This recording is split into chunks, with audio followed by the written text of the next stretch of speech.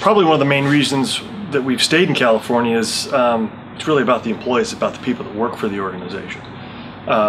We've had numerous challenges, mostly around growth, and just needing larger facilities. And in both times when we were looking at either moving out of state or expanding buildings or what have you, the management decided to, number one, stay in state, and also limit to where we were going to move to. So when our facility that now is in Tustin, when it was in Santa Ana prior to that, there was a specific maximum distance that we wanted to be away from the initial facility in Santa Ana. So there was like let's say a 10-mile radius. We needed to find a building within a 10-mile radius of that facility because we wanted to keep the people, because the experience, the knowledge, and just the consistency. And then same thing with our expansion of our Paso Robles facilities. We had 3 separate buildings, and instead of moving out of state, we chose to basically raise one of the buildings and rebuild a significantly larger building on that original site, such that now we have a 102,000 square foot building in Paso Robles that has roughly a 40,000 square foot ISO 7 clean room that's primarily dedicated to manufacturing silicone rubber for the medical device industry.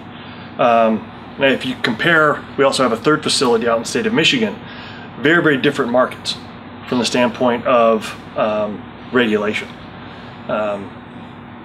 California's air quality management districts, whether you're in Paso Robles or in Southern California, down in the city of Tustin, pretty much lead the world in controls from the standpoint of what you can dump into the environment and how you're going to protect the environment. It's probably one of the most heavily regulated air quality management districts in the world. Very different from Michigan. So just by the fact of being in a different state, there's a lot less, or I should say, it's not, I guess it would be, you could say that it's less restrictive. We still have to be cautious about what we put in the environment. I mean, we don't want to be considered a green company, but in certain cases, with what we are working with, as far as processing silicone rubber, there's some outgassing of material. When we're doing everything that we need to do to protect the environment, there's obviously more regulations in Southern California, a little less at our Paso Robles facility, and then even less in the state of Michigan. So that's kind of how, that's the environment that we have to deal with.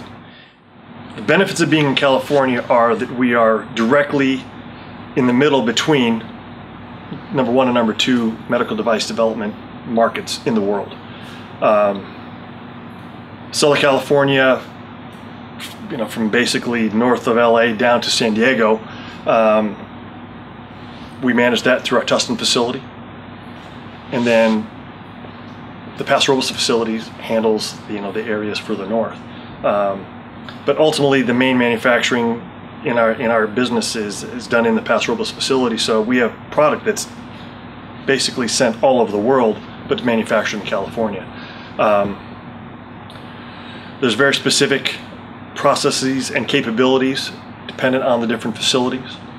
Our Tustin facility is focused in combination products. We're also doing a packaging, assembly, and sterilization.